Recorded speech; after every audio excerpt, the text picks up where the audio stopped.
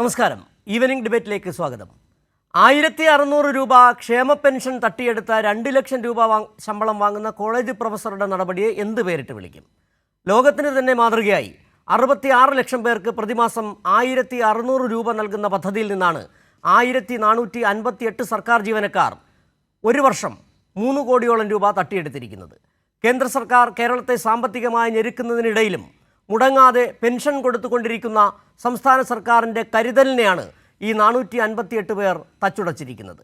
അഴിമതിരഹിത civil service എന്ന ലക്ഷ്യവുമായി മുന്നോട്ട് പോകുന്ന കേരളത്തിന് അപമാനമാണ് ഈ ഉദ്യോഗസ്ഥർ.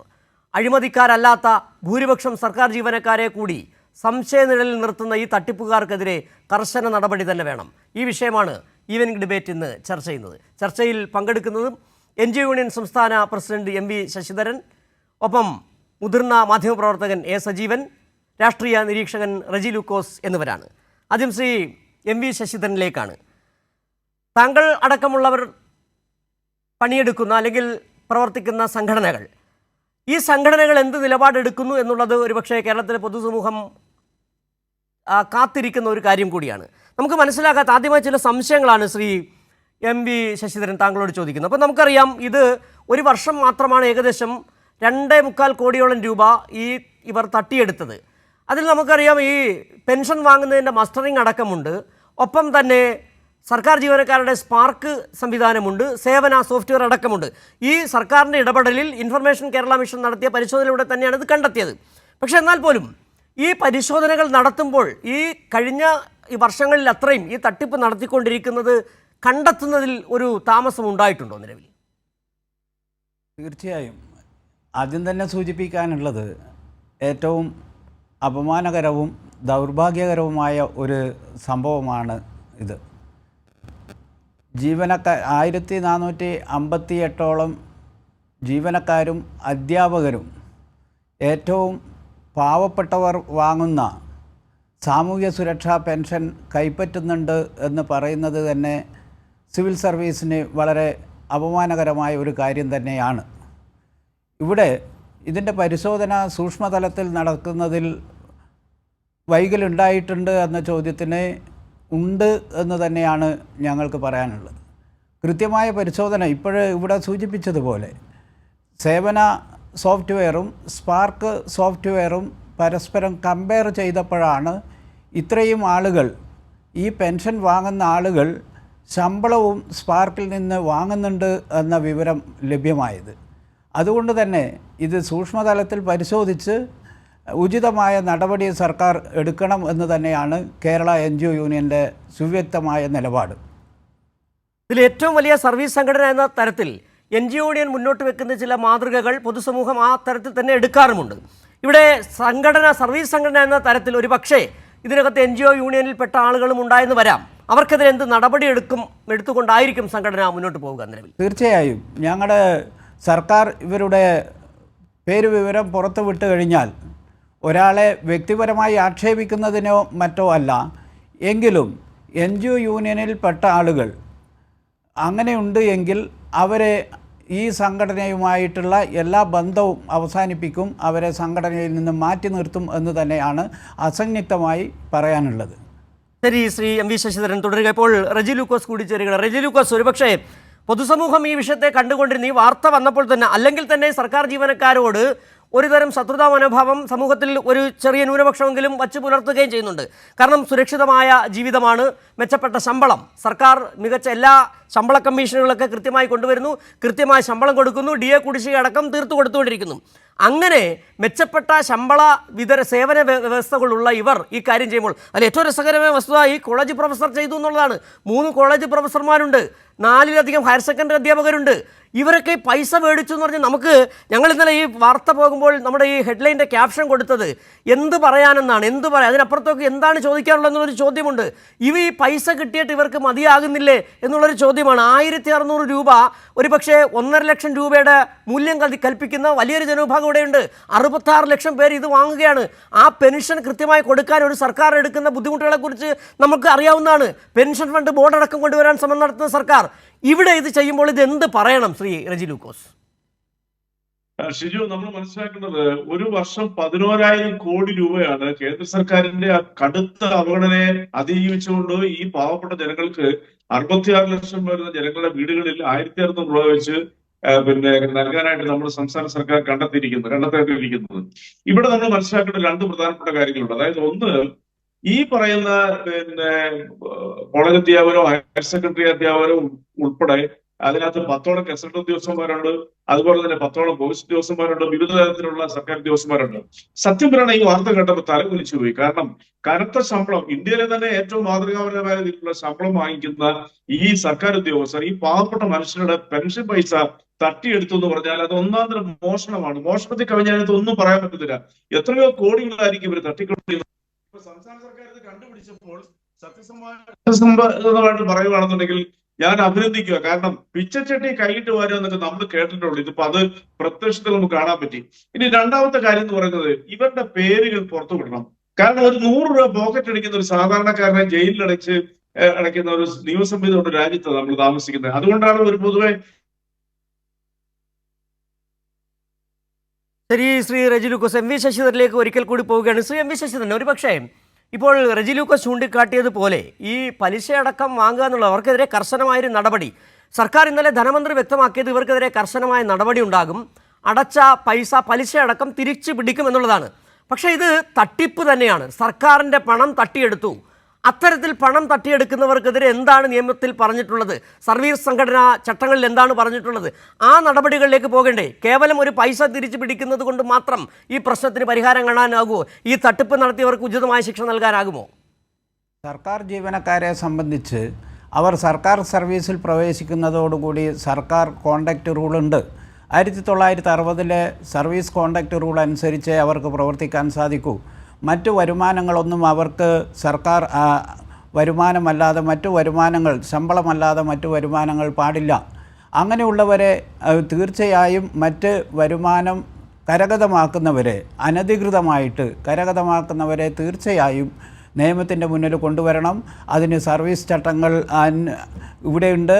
ആ സർവീസ് ചട്ടങ്ങൾ പ്രയോഗിച്ചുകൊണ്ട് തന്നെ അവർക്കെതിരെ നടപടിയെടുക്കണം.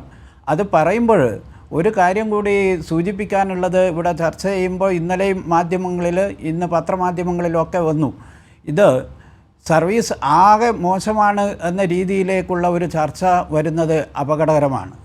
കേരള എൻജിഒനെ സംബന്ധിച്ചും ഇവിടെ താങ്കൾ ആദ്യം സൂചിപ്പിച്ചതുപോലെ അഴിമതിരഹിതവും കാര്യക്ഷമവുമായ സിവിൽ സർവീസിന് വേണ്ടി വലിയ നിലപാടെടുത്തുകൊണ്ട്, കർശന നിലപാടെടുത്തുകൊണ്ട് പോകുന്ന ഒരു സംഘടനയാണ് കേരള എൻജിഒ. സിവിൽ സർവീസിലാകട്ടെ 5,45,423 ജീവനക്കാരും അധ്യാപകരുമുണ്ട്. അതിൽ ഞാൻ അതിനെ ലഘൂകരിച്ച് കാണാനല്ല സൂചിപ്പിക്കുന്നത്. എങ്കിലും മനസ്സിലാക്കേണ്ടത്, നമ്മുടെ പൊതുസമൂഹത്തിൽ 1,458 പേർ, അത് ഒരാളായാൽ പോലും തെറ്റ് ചെയ്യാൻ പാടില്ല, എങ്കിലും 0.2% പോലും വരുന്നില്ല എന്നത്, ആ 0.2% പോലും വരാത്ത പുഴുക്കുത്തുകളെ വെച്ചുകൊണ്ട് സിവിൽ സർവീസിനെ വിലയിരുത്താൻ പാടില്ല. സിവിൽ സർവീസിൽ വളരെ സത്യസന്ധമായി കൃത്യമായി ജോലി ചെയ്യുന്നവരാണ് ഭൂരിഭാഗം പേരും എന്നുകൂടി നാം കാണേണ്ടതുണ്ട് എന്നാണ് ഈ അവസരത്തിൽ സൂചിപ്പിക്കാനുള്ളത്. എം വി ശശിധരൻ, താങ്കൾ പറഞ്ഞതുപോലെ തന്നെ ഒരുപക്ഷെ മാധ്യമങ്ങളടക്കം മുഴുവൻ സർക്കാർ ജീവനക്കാർക്കും അവമതിപ്പുണ്ടാക്കുന്ന തരത്തിൽ ചില ചർച്ചകൾ ഉയർന്നു വരികയും ചെയ്യുന്നുണ്ട്. പക്ഷേ കേരളത്തിൽ നമുക്കറിയാം, ഭൂരിപക്ഷം സർക്കാർ ജീവനക്കാരും കൃത്യമായ ഈ അഴിമതിരഹിത സിവിൽ സർവീസ് എന്ന ലക്ഷ്യത്തോടു കൂടി ജനസേവനമാണ് മുഖ്യം എന്ന് പറഞ്ഞുകൊണ്ട് പോകുന്നവർ തന്നെയാണ്. പക്ഷേ ഇവിടെ ഈ 1,458 പേർ ഇത്തരത്തിലൊരു ക്രമക്കേട് കാണിച്ചവരാണ്. പണ്ടൊരിക്കൽ മുഖ്യമന്ത്രി തന്നെ പല അവസരങ്ങളിലും ചൂണ്ടിക്കാണിച്ചിട്ടുണ്ട് ഈ സിവിൽ സർവീസിലെ പുഴുക്കുത്തുകളെക്കുറിച്ച്. ഇതുപോലെ സമാനമായ അഴിമതികൾ, അതിൽ കൈക്കൂലി വാങ്ങുന്നവരുണ്ട്, മറ്റ് ഇഷ്ടക്കാർക്ക് ആവശ്യമായ കാര്യങ്ങൾ ചെയ്തു കൊടുക്കുന്നവരുണ്ട്. അങ്ങനെ താങ്കൾ ഈ പറഞ്ഞ 0.02% മാത്രമല്ല, ഈ 1,458 എന്ന് പറയുന്നത് അങ്ങനെ അത് മാത്രമല്ല കണക്ക്. ആ കണക്കിൻ്റെ ഒരു വ്യാപ്തി എന്ന് പറയുമ്പോൾ പലതരത്തിൽ അഴിമതി കാണിക്കുന്നവരുണ്ട്. അവർക്കെല്ലാം മാതൃകാപരമായ ശിക്ഷ അവർ ഇത്തരത്തിൽ, ഇപ്പോൾ നമുക്കറിയാം പോലീസ് സേനയിൽ തന്നെ 148 പേരെ സ്വഭാവ ദൂഷ്യത്തിൻ്റെ പേരിൽ പിരിച്ചുവിട്ട സർക്കാരാണ് LDF സർക്കാർ എന്ന് പറയുന്നത്. അതുപോലെ ഇവിടെ നമുക്കറിയാം, ഇത്തരത്തിൽ ഒരു ഉദ്യോഗസ്ഥനെതിരെ നടപടിയെടുക്കുമ്പോൾ അതിൻ്റെ സർവീസ് റൂളുണ്ട്, അതിൻ്റെ ചട്ടങ്ങളുണ്ട്, ട്രിബ്യൂണലിലടക്കം പോകുന്ന സാഹചര്യങ്ങൾ വരാറുമുണ്ട്. പക്ഷേ ഇതിന് കൃത്യമായ നമുക്ക് ബോധ്യപ്പെടുന്ന ഒരു കാര്യം, ഈ സർവീസ് ചട്ടങ്ങളിലടക്കം, കേരള സർവീസ് റൂളിലടക്കം ചില പരിഷ്കാരങ്ങൾ വേണ്ടി വരുന്നില്ലേ ഈ സാഹചര്യത്തിൽ? തീർച്ചയായും കാലോചിതമായ പരിഷ്കാരങ്ങൾ സർവീസ് ചട്ടങ്ങളിൽ വരുത്തേണ്ടത് തന്നെയാണ്. അഴിമതി നടത്തിയ ഒരാളും രക്ഷപ്പെടാൻ പാടില്ല എന്ന് തന്നെയാണ് ഞങ്ങളുടെ നിലപാട്. അത്തരത്തിൽ അഴിമതി നടത്തുന്നവരെ നിയമത്തിൻ്റെ മുന്നിൽ കൊണ്ടുവരികയും പലപ്പോഴും ഉണ്ടാകുന്ന ഒരു വിഷയം എന്ന് പറയുന്നത് ഇത്തരം വിഷയങ്ങൾ ആദ്യഘട്ടത്തിൽ ചർച്ച ചെയ്യുകയും ഇതിൻ്റെ പ്രോസസ്സുകൾ നീണ്ടുപോവുകയും ചെയ്യുന്നത് കൊണ്ട് പലപ്പോഴും ഈ അഴിമതിക്കാർ ശിക്ഷയിൽ നിന്ന് രക്ഷപ്പെടുന്ന ഒരു ദൗർഭാഗ്യകരമായ സ്ഥിതി കൂടിയുണ്ട്. അതുകൊണ്ട് തന്നെ കാലോചിതമായി ചട്ടങ്ങളും നിയമങ്ങളും പരിഷ്കരിക്കുകയും തെറ്റ് ചെയ്യുന്നവർക്ക് കർശനമായ ശിക്ഷ നൽകുകയും അഴിമതിരഹിതവും ജനോപകാരപ്രദവുമായ ഒരു സിവിൽ സർവീസിന് അനിവാര്യമാണ് ഇന്നത്തെ കാലത്ത്. സർവീസ് കൂടുതൽ സർക്കാരിൻ്റെ ഭാഗത്ത് നിന്ന് സർവീസിനെ സുതാര്യമാക്കുന്നതിന് വേണ്ടി വലിയ ഒരളവിൽ 900ഓളം സേവനങ്ങൾ ഓൺലൈനിലാക്കുക വഴി ഒരു വലിയ പരിധിവരെ സുതാര്യത കൊണ്ടുവരുന്നതിന് വേണ്ടി സർക്കാർ ശ്രമിക്കുന്നുണ്ട്. അതുപോലെ തന്നെയാണ് രാഷ്ട്രീയ അഴിമതി ഇന്ന് കുറഞ്ഞു വരുന്ന ഒരു സാഹചര്യമുണ്ട്. കൃത്യമായിട്ട് രാഷ്ട്രീയ അഴിമതി ആരോപിക്കാൻ പോലും പറ്റാത്ത ഒരു സാഹചര്യം ഇന്ന് സിവിൽ സർവീസിൻ്റെ ഭാഗമായിട്ടുണ്ട്. അതൊക്കെ പരിഗണിച്ചുകൊണ്ട് ജീവനക്കാരും ഈ എക്സിക്യൂട്ടീവിൻ്റെ ഭാഗമായി നിന്നുകൊണ്ട് പൂർണ്ണമായും ജനോപകാരപ്രദമാകാൻ വാതിൽപ്പടി സേവനത്തെക്കുറിച്ചിട്ടാണ് ഇപ്പോൾ നാം ചർച്ച ചെയ്തുകൊണ്ടിരിക്കുന്നത്. അങ്ങനെ സുതാര്യമായിട്ട് അഴിമതിരഹിതമായിട്ട് ജനങ്ങൾക്ക് ആവശ്യമായ സേവനം കൊടുക്കാൻ ബാധ്യസ്ഥമാണ് സിവിൽ സർവീസ്. ആ സിവിൽ സർവീസിൽ ഇങ്ങനെയുള്ള പുഴുക്കുത്തുകളെ നിയമത്തിൻ്റെ മുന്നിൽ കൊണ്ടുവരികയും വളരെ ദൈർഘ്യമെടുക്കാതെ തന്നെ ശിക്ഷിക്കാൻ വേണ്ടിയിട്ട് ആവശ്യമായ നിയമനിർമ്മാണം നടത്തേണ്ടതുമാണ് എന്ന അഭിപ്രായം തന്നെയാണ് കേരള NGO യൂണിയനുള്ളത്. ശരി, ശ്രീ എം വി ശശിധരൻ, റജി ലൂക്കോസ് തുടരുക. അപ്പോൾ മുതിർന്ന മാധ്യമപ്രവർത്തകൻ എ സജീവൻ കൂടി നമുക്കൊപ്പം ചേരുന്നു. ശ്രീ എ സജീവൻ, നേരത്തെ റജി ലൂക്കോസുമായി സംസാരിച്ചപ്പോൾ നമ്മൾ ചൂണ്ടിക്കാട്ടൊരു വിഷയമുണ്ട്. കാരണം പൊതുസമൂഹത്തിനാകെ തന്നെ ഒരു കാഴ്ചപ്പാടുണ്ട്, ഈ സമൂഹത്തിൽ സുരക്ഷിതരാണ് സർക്കാർ ജീവനക്കാർ, അവർക്ക് ആവശ്യമായ സേവന വേതന വ്യവസ്ഥകളുണ്ട്, മെച്ചപ്പെട്ട ശമ്പളമാണ് സർക്കാർ കൊടുക്കുകയും ചെയ്യുന്നത്. പക്ഷേ ഇവിടെ 2 ലക്ഷം രൂപ വരെ ശമ്പളം വാങ്ങുന്ന കോളേജ് പ്രൊഫസർ 1600 രൂപ തട്ടിയെടുക്കാൻ ശ്രമിക്കുന്നു പറയുമ്പോൾ ഒരു സമൂഹത്തിൻ്റെ ഒരു മനോഭാവത്തെക്കുറിച്ച്, പ്രത്യേകിച്ചും സർക്കാർ സർവീസ് ജീവനക്കാരുടെ മനോഭാവത്തെക്കുറിച്ച്, ചെറിയ ന്യൂനപക്ഷമാണെങ്കിൽ പോലും അതുണ്ടാക്കുന്ന ഒരു ഇമ്പാക്റ്റ് വല്ലാത്ത വലുതാണ്. ഇപ്പോൾ ഈ ഗവേണൻസിൻ്റെ കാലമാണ്. നമുക്കറിയാം, തദ്ദേശ സ്വയംഭരണ വകുപ്പിലടക്കം റവന്യൂ വകുപ്പിലടക്കം ഓൺലൈൻ സേവനങ്ങൾ വരുന്ന ഒരു കാലഘട്ടത്തിലാണ്. ഒരുപക്ഷെ ഈ ഓൺലൈൻ സേവനത്തിൻ്റെ ഈ കാലഘട്ടത്തിലായതുകൊണ്ട് തന്നെ ആയിരിക്കണം ഈ തട്ടിപ്പ് കണ്ടുപിടിക്കുകയും ചെയ്തത്. പക്ഷേ കാലോചിതമായി ഒരുപക്ഷെ ശശിധരൻ പറഞ്ഞതുപോലെ തന്നെ കാലോചിതമായി ഈ സർവീസ് ചട്ടങ്ങൾ പരിഷ്കരിക്കേണ്ടതുണ്ട്. നമ്മൾ ഒരു ഘട്ടത്തിൽ ഈ സർവീസുമായി ബന്ധപ്പെട്ട ഈ ഓൺലൈൻ സേവനങ്ങൾ വരുമ്പോഴും കേരള സർവീസ് റൂള് ചട്ടങ്ങൾ പഴയതുപോലെ തന്നെ നിലനിൽക്കുകയാണ്. അതിന് മാറ്റം വരേണ്ടതുണ്ട് എന്നൊരു അഭിപ്രായം താങ്കൾക്കുണ്ടോ? അല്ല, നിലവിലുള്ള ചട്ടങ്ങൾ വെച്ചുകൊണ്ട് തന്നെ ഇപ്പോൾ കാണുന്ന ഈ അഴിമതിയും ഇത്തരം തട്ടിപ്പുകളും തീർച്ചയായിട്ടും പിടിക്കാൻ പറ്റും. അവിടെ വേണ്ടത്, ഇപ്പോൾ ശ്രീ ശശിധരൻ പറഞ്ഞത് ശരിയാണ്, വളരെ കുറച്ച് ആളുകൾ മാത്രമാണ് ഇത്തരം തട്ടിപ്പുകാരായിട്ട് ഉള്ളത്. നല്ല ശതമാനം സർക്കാർ ജീവനക്കാരും അവനവന് കിട്ടുന്ന ശമ്പളത്തിൽ ജീവിക്കുകയും അവനവൻ്റെ ജോലി കൃത്യമായിട്ട് ചെയ്യുകയും ചെയ്യുന്നുണ്ട്. പക്ഷേ ഈ പറഞ്ഞ രൂപത്തിൽ 2% നല്ലൊരു ശതമാനം ആളുകളും ഈ ഏതെങ്കിലും തരത്തിൽ ആളുകളെ കൂടുതൽ ബുദ്ധിമുട്ടിക്കുന്ന രീതിയിൽ കാശ് കിട്ടിയിട്ടില്ലെങ്കിൽ കുറച്ച് നടത്തിക്കുക എന്ന് പറയുന്ന രീതി ഉണ്ടല്ലോ, ആ രീതി ഇപ്പോഴും അനുവർത്തിക്കുന്ന സർക്കാർ ജീവനക്കാരുണ്ട് എന്നുള്ളത് ഇപ്പം സാധാരണ ജനം എന്ന രീതിയിൽ തന്നെ ജനങ്ങളിൽ ഒരാളെന്നല്ലേ നമുക്ക് അനുഭവമുള്ളതാണ്. അപ്പോൾ നമുക്ക് ഈ ഇത്തരത്തിൽ അത് മാറണമെങ്കിൽ എന്ത് വേണം? സ്വന്തം എന്നോട് എത്രയോ സർക്കാർ ജീവനക്കാർ സത്യസന്ധരായിട്ടുള്ള ആളുകൾ പറഞ്ഞു, ഞങ്ങളുടെ ഓഫീസിൽ ഇന്ന ആൾ കൈക്കൂലിക്കാരനാണ്, കൈക്കൂലി കിട്ടാതെ അയാൾ ഒന്നും ചെയ്യില്ല എന്ന് പറഞ്ഞിട്ട് പിന്നെ എന്ത് ചെയ്യാമെന്ന് പറയുന്നത്. അവിടെയാണ് സർക്കാർ ജീവനക്കാർക്കുൾപ്പെടെ പങ്കുള്ളത്. കാരണം അങ്ങനെയുള്ള ആളുകൾ ആ കസേരയിൽ സ്വസ്ഥമായിട്ടിരിക്കാൻ സമ്മതിക്കില്ല എന്നുള്ള രീതിയിൽ അവരുടെ കൂടി പങ്കാളിത്തം ഉണ്ടെങ്കിൽ ജനങ്ങൾക്കും രാഷ്ട്രീയ നേതൃത്വത്തിനൊക്കെ ഇവരെ ഇല്ലായ്മ ചെയ്യാൻ പറ്റും. കാരണം ഇവിടെ കൈക്കൂലി വാങ്ങുന്നവൻ ഒന്നും ചെയ്തിട്ട് കാര്യമില്ല. കൈക്കൂലി വാങ്ങുന്നവൻ അതൊരു ശീലമാണ്. പണ്ടൊരു മന്ത്രി, ഇപ്പോഴത്തെ സർക്കാരിൽ നിന്നൊരു പെട്ടതല്ല, വേറൊരു സർക്കാരുണ്ടായിരുന്ന കാലത്ത് ഉള്ളൊരു മന്ത്രി പറഞ്ഞ് കൈക്കൂലി എന്ന് പറയുന്ന ഒരു ആഗോള പ്രതിഭാസമാണ്, അതില്ലാതാക്കാൻ കഴിയില്ല എന്നുള്ളതാണ്. ഞാൻ ആ മന്ത്രിയോട് ഇരിക്കേണ്ടതുണ്ടോ? അപ്പോൾ അങ്ങനെ കൈക്കൂലിയൊക്കെ ഒരു ആഗോള പ്രതിഭാസമാണ് എന്ന ചിന്ത നമ്മളെ മനസ്സിലേക്ക് കൊണ്ടുവരികയും അത് തടയാൻ പറ്റില്ല എന്ന് പറയുകയും ചെയ്യുമ്പോൾ അതാണ് ഏറ്റവും വലിയ പ്രശ്നം. ചട്ടങ്ങളൊക്കെ മാറ്റേണ്ടതൊക്കെ മാറ്റാം, പക്ഷെ നിലവിലുള്ള ചട്ടങ്ങൾ വെച്ചുകൊണ്ട് നിലവിലുള്ള സംവിധാനങ്ങൾ വെച്ചുകൊണ്ട് പൂർണ്ണമായിട്ടും ഇല്ലാതാക്കാൻ പറ്റും. പിന്നെ വേറൊരു കാര്യം, നമ്മളിപ്പോൾ മന്ത്രി തന്നെ പറഞ്ഞ നടപടികളിലേക്ക് പോകുന്നൊക്കെ പറഞ്ഞിട്ടുണ്ട്. പക്ഷേ ഇവിടെ നമ്മൾ ആലോചിച്ച് നോക്കൂ, ഈ ഒരു കോളേജ് അധ്യാപകന് UGC ശമ്പളമാണ്. UGC ശമ്പളം വാങ്ങുന്ന കോളേജ് അധ്യാപകനും അത് ഏതാണ്ട് അതിന് തുല്യമായ രൂപത്തിൽ തന്നെ ശമ്പളം വാങ്ങുന്ന +2 അധ്യാപകനും 1600 രൂപയുടെ ഈ കാശ് അത് മറ്റുള്ളവനെ പിച്ചച്ചട്ടിയിൽ കൈയിട്ട് വാരുന്ന കാര്യം ചെയ്തിട്ടുണ്ടെങ്കിൽ 2-3 കാര്യങ്ങളുണ്ട്. അവരുടെ അടുത്ത് നിന്ന് പലിശ സഹിതം തിരിച്ചു പിടിക്കലൊന്നും നടപടിയുടെ ഭാഗമല്ല. അത് വളരെ എളുപ്പത്തിൽ അവർക്ക് രക്ഷപ്പെട്ടു പോകാൻ കഴിയുന്നൊരു കാര്യമാണ്. ഇവിടെ 2-3 കാര്യമുള്ളത്. ഒന്ന്, ഇത് ചീറ്റിംഗ് ആണ്, വളരെ കൃത്യമായ രൂപത്തിലുള്ള ക്രിമിനൽ ഒഫൻസാണ്. രണ്ടാമത്തെ ആൾമാറാട്ടമാണ്. അതായത് തൊഴിലില്ലാത്തവനാണ് എന്ന് പറഞ്ഞുകൊണ്ട് അല്ലെങ്കിൽ ഈ രീതിയിൽ ക്ഷേമ പെൻഷൻ അർഹനാണ് എന്ന് പറഞ്ഞ് ആൾമാറാട്ടം നടത്തുകയാണ് ഇത്രയും ശമ്പളം വാങ്ങുന്നവൻ.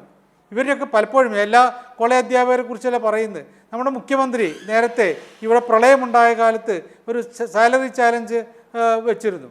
അന്ന് അതിനെ എതിർത്തുകൊണ്ട് ഒരു കോളേജ് അധ്യാപകൻ പറഞ്ഞത് ഞങ്ങളുടെ കയ്യിൽ നിന്ന് കാശ് വാങ്ങാൻ സർക്കാരിന് എന്ത് ഗർവമാണെന്നാണ്. അതായത് കുറച്ച് കാശ് കൊടുക്കുക, ഇത്രയും ശമ്പളം കിട്ടുന്ന ആൾ. ഇവിടെ കേരളത്തിലുള്ള ആളുകളുടെ ഒരു ആളോഹരി വരുമാനം വെച്ച് നോക്കിയാൽ അല്ലെങ്കിൽ സാധാരണക്കാർക്ക് കിട്ടുന്ന വരുമാനം വെച്ച് നോക്കിയാൽ കോളേജ് അധ്യാപകനും +2 അധ്യാപകനും ഒക്കെ കിട്ടുന്ന കാശ് എത്രമാത്രം വലുതാണെന്നുള്ള കാര്യം നമുക്കറിയാം. അവർക്ക് അത്രയും ഭീകരമായ രൂപത്തിലുള്ള ജോലിയില്ല എന്നുള്ള കാര്യവും നമുക്കറിയാം. എന്നിട്ട് പോലും ഇങ്ങനൊരു ക്രൈസിസ്, സംസ്ഥാനം ഒരു വലിയ ക്രൈസിസിൽ പെട്ട കാലത്ത് മുഖ്യമന്ത്രി സാലറി ചാലഞ്ച് പറഞ്ഞപ്പോൾ അതിനെ എതിർക്കാൻ പോലും ഇവർ തയ്യാറാവുന്നു. അതിൽപ്പെട്ട അവരാണ് ഇപ്പോഴത്തെ ഈ 1458 തട്ടിപ്പുകാരിൽ പെട്ട ആളുകൾ എന്ന് ഞാൻ പറയുന്നില്ല. പക്ഷേ അങ്ങനെയുള്ള വിഭാഗത്തിൽപ്പെട്ട ആളുകൾ പോലും 1600 രൂപയുടെ ഈ സാധാരണക്കാരൻ്റെ പിച്ചച്ചട്ടിയിൽ കൈയിട്ട് വാരുന്ന രീതി ഉണ്ടെങ്കിൽ അവരെയൊക്കെ തട്ടിപ്പുകാരായിട്ട് ക്രിമിനൽ കുറ്റവാളികളായിട്ട് കണക്കാക്കുകയും ഇവരൊക്കെ സർവീസിൽ ഉണ്ടാകാൻ പാടില്ല. അവർക്ക് പിന്നീട് 1600 രൂപയുടെ പെൻഷൻ അങ്ങനെ കിട്ടാൻ വകുപ്പ് ഉണ്ടെങ്കിൽ ആയിക്കോട്ടെ എന്നുള്ളതല്ലാതെ അവർ ഈ സർവീസിൽ ഉണ്ടാവില്ല എന്ന് ഉറപ്പ്, കർക്കശമായ നടപടികളിലേക്ക് പോകുക. അങ്ങനെ പോയി കഴിഞ്ഞാൽ അതിന് വേണമെങ്കിൽ ഈ നിലവിലുള്ള സർവീസ് ചട്ടം മാറ്റേണ്ടതുണ്ടെങ്കിൽ അത് മാറ്റുക തന്നെ വേണം. എല്ലാ സർക്കാർ ഉദ്യോഗസ്ഥന്മാരെയും ഒരുമിച്ച് പറയാം. പക്ഷേ സർക്കാർ ഉദ്യോഗസ്ഥന്മാരിൽ കുറേ വലിയ വിഭാഗം എന്ന് പറയുന്നില്ല, എന്നാൽ പോലും കുറേ അധികം ആളുകൾ ഇത്തരത്തിൽ തങ്ങൾക്ക് കിട്ടുന്ന ശമ്പളത്തിന് തങ്ങൾക്ക് കിട്ടുന്നതിന് അപ്പുറത്തേക്കുള്ള കാര്യങ്ങൾ നേടിയെടുക്കാനായിട്ടുള്ള കൈക്കൂലിയായിട്ടോ മറ്റൊക്കെ നേടിയെടുക്കാനുള്ള ശ്രമം ഇപ്പോൾ നടക്കുന്നുണ്ട്. അതിനേക്കാൾ ഭീകരമാണ് ഇതൊരു കൈക്കൂലി വാങ്ങൽ പോലെയല്ല. 1600 രൂപയുടെ ഒരു സാമൂഹ്യ സുരക്ഷാ പെൻഷൻ പോലും ഈ തങ്ങൾക്ക് കുറേ കാലമായിട്ട് വാങ്ങിക്കൊണ്ടിരിക്കുക എന്ന് പറഞ്ഞാൽ അവരൊന്നും സത്യത്തിൽ സർവീസിൽ വെച്ചിരിക്കാനേ കൊള്ളില്ല. ശരി, വളരെ നന്ദി. എ സജീവൻ, താങ്കൾ പറഞ്ഞ വാക്കുകളിൽ കൂടി വ്യക്തമാകുന്നുണ്ട് ഒരു പൊതുസമൂഹത്തിൻ്റെ, മാധ്യമപ്രവർത്തനം എന്നുള്ള ഉപരിയായി ഒരു പൊതുസമൂഹത്തിൻ്റെ ഇക്കാര്യത്തിലുള്ള വികാരം മനസ്സിലാക്കിയിട്ടുണ്ട്. ശ്രീ ശശിധരൻ, ഒരുപക്ഷെ എ സജീവൻ ചൂണ്ടിക്കാട്ടിയതുപോലെ തന്നെ ഇവരൊന്നും സർവീസിൽ തുടരാൻ യോഗ്യതയില്ലാത്തവരാണ്. കേവലം പണം 1600 രൂപ തട്ടിയെടുത്തു എന്ന് മാത്രമല്ല, ആൾമാറാട്ടം അടക്കം നടത്തി സർക്കാരിനെ വഞ്ചിച്ചു. നമുക്കറിയാം എത്ര പ്രതിസന്ധിയിലൂടെയാണ് ഈ സംസ്ഥാനം കടന്നു പോകുന്നത്. കേന്ദ്ര സർക്കാർ കൃത്യമായി വായ്പാ പരിധി കൂട്ടാതിരിക്കുക, അർഹതപ്പെട്ട അവകാശങ്ങൾ നൽകാതിരിക്കുക, ഇതിനിടയിൽ നിന്നുകൊണ്ടാണ് പ്രതിമാസം 900 കോടി രൂപ ഈ പെൻഷൻ ഇനത്തിൽ കൊടുക്കുകയും ചെയ്യുന്നത്. അതിൽ നിന്ന് പണം കൈയിട്ട് വാരുന്നവർ ഈ സർക്കാർ സർവീസിൽ തുടരേണ്ടതുണ്ടോ എന്നുള്ളൊരു ചോദ്യം പൊതുസമൂഹം ചോദിക്കുന്ന ആ ചോദ്യമാണ് എ സജീവൻ്റെ വാക്കുകളിലൂടെ പുറത്തു വരികയും ചെയ്തത്. ശ്രീ ശശിധരൻ. ബഹുമാനപ്പെട്ട മാധ്യമപ്രവർത്തകൻ ശ്രീ സജീവൻ സാറ് സൂചിപ്പിച്ചതുപോലെ അഴിമതി നടത്തുന്നത് സംബന്ധിച്ച് കേരള NGO യൂണിയൻ, അത് കൈരളിയിലൂടെ ജീവനക്കാരും പൊതുസമൂഹവും അറിയാൻ വേണ്ടി കൂടിയാണ് ഞാൻ പറയുന്നത്. കേരള NGO യൂണിയൻ ഇവിടെ സൂചിപ്പിച്ചതുപോലെ അടുത്തിരിക്കുന്ന ഒരു ഓഫീസിൽ ജീവനക്കാരൻ കൈക്കൂലി വാങ്ങുന്നുണ്ട് എങ്കിൽ, അഴിമതി നടത്തുന്നുണ്ട് എങ്കിൽ അവരെ ചൂണ്ടിക്കാണിച്ചു കൊടുക്കണം എന്ന് തന്നെയാണ് ഞങ്ങൾ തീരുമാനിച്ചിട്ടുള്ളത്. അവരെ ചൂണ്ടിക്കാണിച്ചു കൊടുത്ത് നിയമത്തിൻ്റെ മുന്നിൽ കൊണ്ടുവരാൻ, ഞാൻ കൈക്കൂലി വാങ്ങില്ല, ഞാൻ അഴിമതി നടത്തില്ല എന്ന് മാത്രമല്ല, അടുത്തുള്ള ആളെ അഴിമതി നടത്താൻ അനുവദിക്കില്ല എന്നുകൂടി തീരുമാനിച്ചുകൊണ്ട് പ്രവർത്തന രംഗത്ത് ഇറങ്ങിയിരിക്കുകയാണ് കേരള NGO യൂണിയൻ. അഴിമതിയുമായിട്ട് ഒരു സന്ധി ചെയ്യുന്ന വിഷയവും കേരള NGO യൂണിയനെ സംബന്ധിച്ചില്ല, അത് ചൂണ്ടിക്കാണിക്കും. അതുപോലെ തന്നെ ഇവിടെ ഇപ്പോൾ സൂചിപ്പിക്കപ്പെട്ടതുപോലെ കേന്ദ്ര സർക്കാർ ഞാൻ മനസ്സിലാക്കുന്നത് ഇപ്പോൾ ഈ സാമൂഹ്യ സുരക്ഷാ പെൻഷനുള്ള വിഹിതം പോലും കൊടുക്കുന്നില്ല എന്നാണ്. ആ വിഹിതം പോലും സംസ്ഥാന വിഹിതം ചേർത്തിട്ടാണ് ഇപ്പോൾ 1600 രൂപ കൊടുത്തു വരുന്നത് എന്നതാണ്.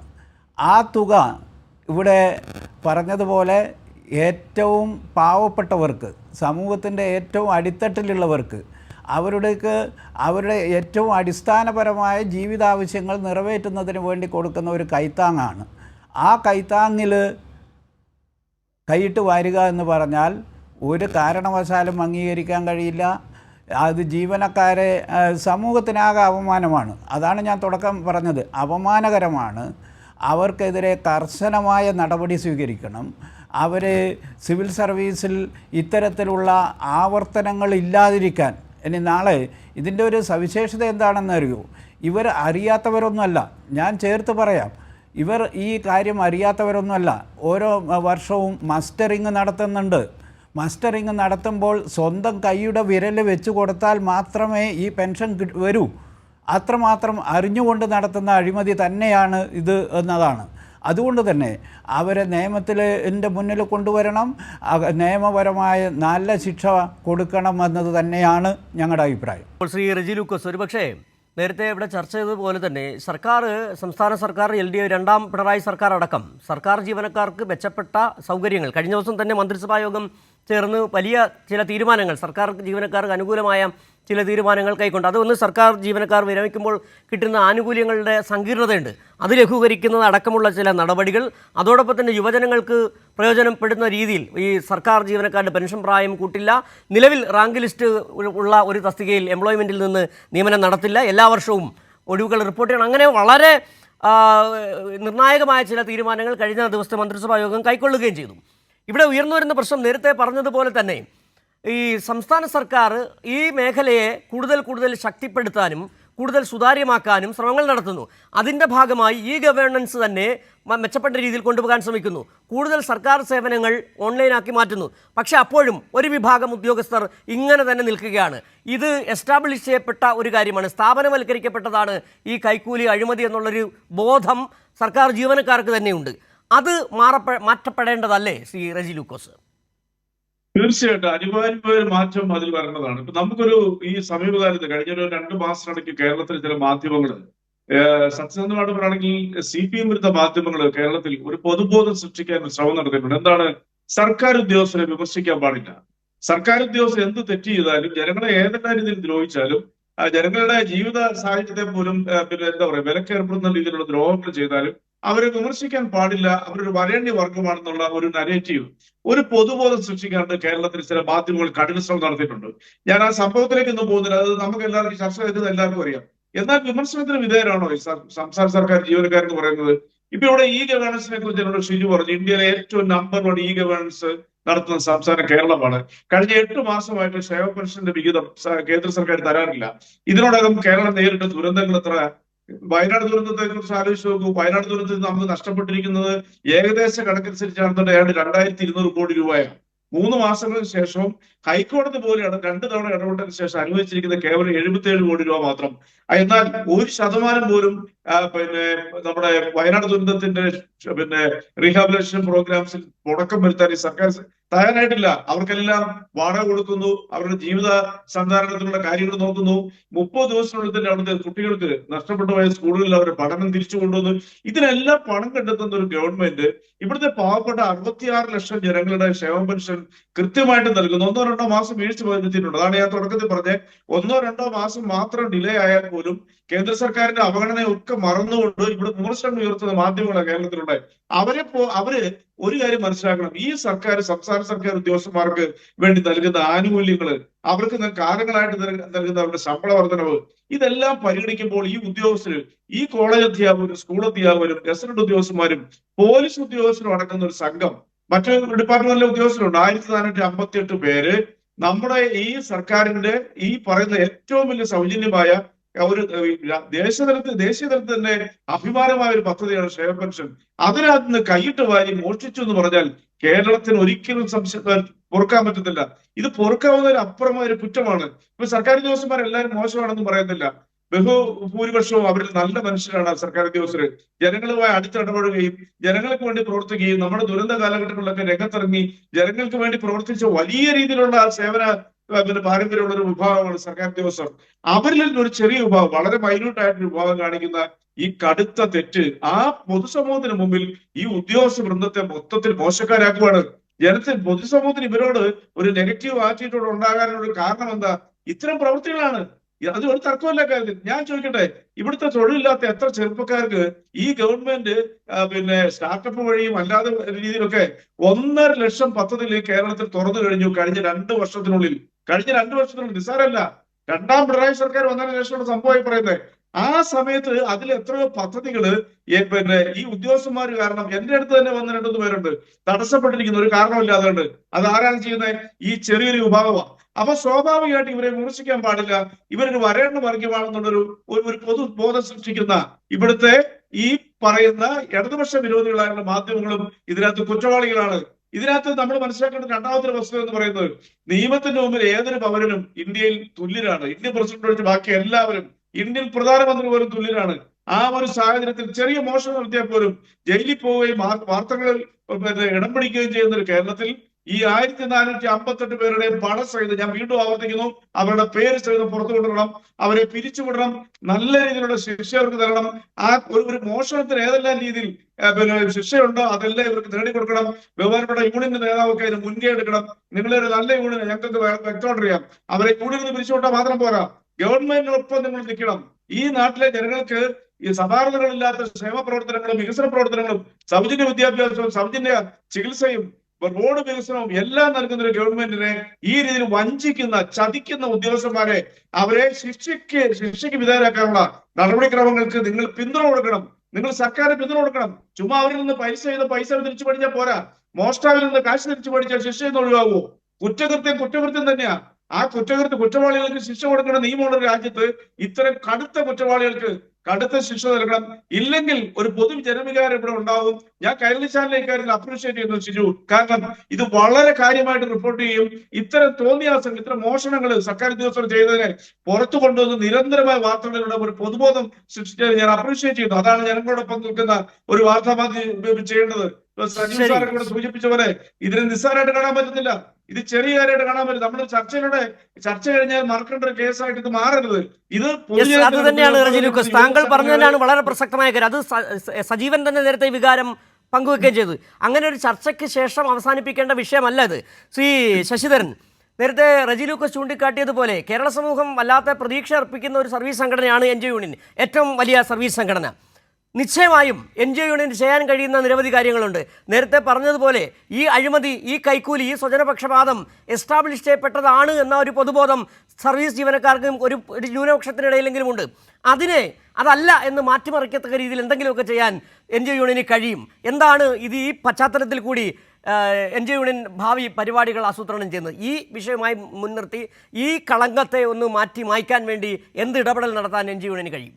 ഇവിടെ അത് പറയുന്നതിന് മുന്നേ ആദ്യം ഞാൻ മറ്റൊരു കാര്യം ബഹുമാനപ്പെട്ട ശ്രീ റജി ലൂക്കോസ് സൂചിപ്പിച്ചത്, ചില മാധ്യമങ്ങൾ ജീവനക്കാരെ അസ്പൃശ്യരാണ്, വരേണ്യവർഗമാണ് എന്ന് ചിത്രീകരിക്കുന്നത്.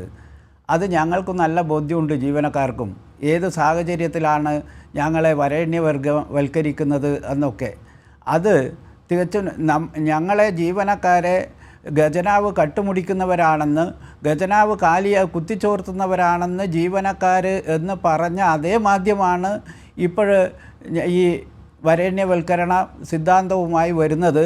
അത് തീർച്ചയായും രാഷ്ട്രീയ മുതലെടുപ്പാണ് എന്ന് ഞങ്ങൾ തിരിച്ചറിയുന്നുണ്ട് എന്ന്, ജീവനക്കാരുടെ സമൂഹം ഇവരുടെ നിലപാടിനെ തിരിച്ചറിയുന്നുണ്ട് എന്ന് കൂടി ആദ്യം സൂചിപ്പിക്കുകയാണ്. പിന്നെ ഇവിടെ ബഹുമാനപ്പെട്ട സിജു സൂചിപ്പിച്ചതുപോലെ കേരള എൻ ജി ഒ യൂണിയനും കേരള ഗസറ്റഡ് ഓഫീസേഴ്സ് അസോസിയേഷനും സംയുക്തമായി നിന്നുകൊണ്ട് തന്നെ സംസ്ഥാനത്ത് തിരഞ്ഞെടുക്കപ്പെട്ട 1000-ലധികം ഓഫീസുകളെ പൂർണ്ണമായും അഴിമതിമുക്തവും കാര്യക്ഷമവും ജനോപകാരപ്രദവുമായ ഓഫീസുകളാക്കി മാറ്റുന്നതിനാവശ്യമായ നടപടികൾ അതിൻ്റെ പുരോഗതിയിലാണ്. ശ്രീ ശശിധരൻ, താങ്കൾ പറഞ്ഞു നിർത്തിയെടുത്ത് തന്നെ തുടങ്ങാം. 1400-ലധികം ഓഫീസുകളുമായി ബന്ധപ്പെട്ടെടുത്ത എൻ ജി ഒ യൂണിയൻ എടുത്ത നടപടികൾ, ഇത്തരത്തിലുള്ള അഴിമതികൾ ഇല്ലാതാക്കാൻ എടുക്കുന്ന നടപടികളെക്കുറിച്ച് താങ്കൾക്ക് വിശദീകരിച്ച് തുടങ്ങിയത് പൂർത്തിയാക്കാം. ഞങ്ങൾ ഇങ്ങനെ തിരഞ്ഞെടുക്കപ്പെട്ട ഓഫീസുകൾ പൂർണ്ണമായും അഴിമതിമുക്തവും കാര്യക്ഷമവും ജനോപകാരപ്രദമായിരിക്കുമെന്ന് ഉറപ്പുവരുത്തിക്കൊണ്ട് തന്നെയാണ് മുന്നോട്ട് പോകുന്നത്. ഇത് വളരെ ചെറിയ നമ്പറാണ് എന്ന് ഞങ്ങൾക്കറിയാം. എന്നാൽ ഇതൊരു സന്ദേശമാണ്. അതിൽ നിന്ന് ഞങ്ങൾ മുന്നോട്ട് പോകാനാണ് ആലോചിച്ചിട്ടുള്ളത്. സർക്കാരുമായിട്ട് അദാലത്ത് ഉൾപ്പെടെയുള്ള പദ്ധതികളുമായിട്ട് മുന്നോട്ട് പോകണം വേഗത്തിൽ. കാലതാമസം, ഇവിടെ ചർച്ചയിൽ പങ്കെടുത്ത 2 ബഹുമാന്യ വ്യക്തികളും സൂചിപ്പിച്ചതുപോലെ അവരുടെ ഒരു അനുഭവത്തിൽ നിന്നുകൊണ്ട് കാലതാമസത്തെക്കുറിച്ച് പറഞ്ഞതുപോലെ കാലതാമസമാണ് പലപ്പോഴും അഴിമതിയിലേക്ക് പോലും എത്തിച്ചേരുന്നത്. അതൊക്കെ ഒഴിവാക്കിക്കൊണ്ട് സുതാര്യമായിട്ട് ഫയലുകൾ നീങ്ങുന്നതിനാവശ്യമായിട്ടുള്ള ഇടപെടലുകൾ നടത്തി വരികയാണ്. അതിൽ തന്നെ ഞങ്ങൾ പ്രധാനമായും ഊന്നൽ കൊടുക്കുന്നത് തദ്ദേശ സ്വയംഭരണ സ്ഥാപനങ്ങളും വില്ലേജ് ഓഫീസുകൾ, കൃഷിഭവനുകൾ, അങ്ങനെ ജനങ്ങൾ ഏറ്റവും കൂടുതൽ ആശ്രയിക്കുന്ന ഓഫീസുകളെ പൂർണ്ണമായും ജനകീയവൽക്കരിക്കുന്നതിന് വേണ്ടിയിട്ടാണ്. തുടർന്നും ഇത്തരം പ്രവർത്തനങ്ങൾ ഏറ്റെടുക്കുകയും നേരത്തെ ഞാൻ സൂചിപ്പിച്ചതുപോലെ അഴിമതി ഞങ്ങൾ നടത്തില്ല എന്ന് മാത്രമല്ല, അഴിമതി നടത്തുന്നവരെ ചൂണ്ടിക്കാണിച്ചു കൊടുക്കുന്നതിന് വേണ്ടിയും ഞങ്ങൾ തീരുമാനിച്ചിരിക്കുകയാണ്. ഇവിടെ 1458 പേരെ സംബന്ധിച്ച് പറഞ്ഞു. ഏറ്റവും ലജ്ജാകരമാണ്. അവർക്കെതിരെ ഇവിടെ ചർച്ചയിൽ പങ്കെടുത്ത എല്ലാവരും, ഞാൻ നേരത്തെ കൈരളി ചർച്ചയ്ക്ക് വിളിക്കുമ്പോൾ തന്നെ ഞങ്ങളുടെ അഭിപ്രായം പറയാൻ പറ്റുന്ന ഏറ്റവും നല്ലൊരു അവസരമായി കണ്ടുകൊണ്ട് തന്നെയാണ് ഞങ്ങൾ ഈ ചർച്ചയിൽ വന്നതും. തീർച്ചയായും ജീവനക്കാരുടെ പൊതുവികാരം ഇത്തരം ആളുകളെ സർവീസിൽ നിന്ന് മാറ്റി നിർത്തണമെന്ന് തന്നെയാണ്. അത്തരത്തിലുള്ള നടപടികളുമായി സർക്കാർ മുന്നോട്ട് പോകണം. NGO യൂണിയൻ്റെ എല്ലാ പിന്തുണയും ഉണ്ടാകും. താങ്കൾ പറഞ്ഞത് തന്നെയാണ്, വളരെ പുരോഗമനപരമായ ഒരു കാര്യം തന്നെയാണ്. ഇത്തരക്കാരെ ചൂണ്ടിക്കാണിക്കുകയും അവരെ സർവീസിൽ നിന്ന് മാറ്റി നിർത്തുകയും. ഇത് പൊതുസമൂഹത്തിനുള്ള ഒരു ചെറിയ സംശയമുണ്ട്. ഞാൻ താങ്കളോട് ചോദിക്കുകയാണ്. കാരണം നമുക്കറിയാം, സർക്കാർ സർവീസിൽ മെച്ചപ്പെട്ട സേവനമാണ്, വേതനമാണെന്ന് അറിയാൻ കഴിയാം. പക്ഷേ ചിലർക്കെങ്കിലും സംശയമുണ്ടാകും, ഇങ്ങനെ 1600 രൂപ ഈ പറയുന്ന പോലെ പിച്ചച്ചട്ടിയിൽ നിന്ന് കൈവിട്ട് വാരാൻ ശ്രമിക്കുന്നവരുടെ ശമ്പളം. നമുക്കറിയാം, ഈ സർക്കാർ സർവീസിൽ എൻട്രി കേഡ് എന്ന് പറയുന്നത് LE ക്ലാർക്കിൽ തുടങ്ങുന്നതാണല്ലോ. LE ക്ലാർക്കിൽ തുടങ്ങി ഒരുപക്ഷെ റവന്യൂ ഡിപ്പാർട്ട്മെൻറ്റ് ആണെങ്കിൽ ഡെപ്യൂട്ടി കളക്ടർ വരെ ഉയരാൻ സാധ്യതയുള്ള സേവന രീതികളാണ് നമുക്കുള്ളത്. സെക്രട്ടേറിയറ്റ് അസിസ്റ്റൻ്റായി കയറുന്ന ഒരാൾ അഡീഷണൽ സെക്രട്ടറി വരെ എത്തിച്ചേരാറുമുണ്ട്.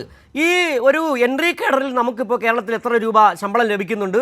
ഒരു 10 വർഷം സർവീസ് ഉള്ളവർ, നമുക്കറിയാം ഗസറ്റഡ് ഉദ്യോഗസ്ഥനായി മരണമെങ്കിൽ 15-20 വർഷത്തെ സർവീസ് വേണ്ടി വരുന്നത്.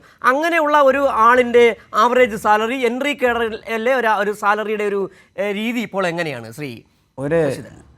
ലാസ്റ്റ് ഗ്രേഡ് ജീവനക്കാരൻ സർവീസിൽ കയറുമ്പോൾ അവൻ്റെ അടിസ്ഥാന ശമ്പളം 23,000 രൂപയാണ്. അതിൻ്റെ കൂടെ ക്ഷാമവത്തെയും ചേർത്തിട്ടാണ് 12% ക്ഷാമവത്തെയും ചേർത്തിട്ടാണ് ശമ്പളം.